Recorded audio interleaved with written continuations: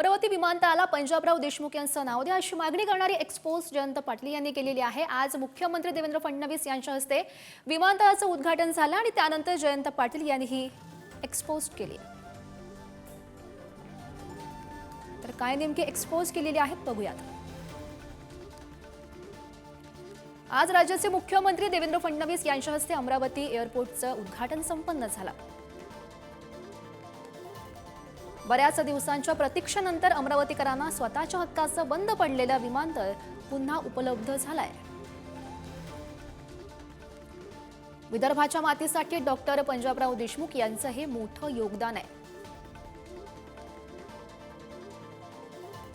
आणि त्यामुळे या विमानतळाला डॉक्टर पंजाबराव देशमुख यांचं नाव देण्यात यावं अशी मागणी आमची आहे।